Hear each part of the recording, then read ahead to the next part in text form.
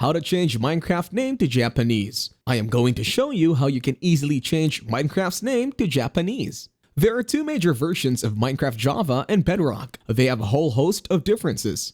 And one of those differences is the steps you need to follow to change your username.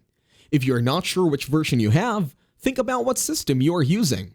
If you are playing on a Nintendo Switch, PlayStation, iPhone, iPad, or Android device, you are playing Bedrock. If you're playing on a Mac or Linux computer, you're playing Java. If you're playing on a PC, it could be either.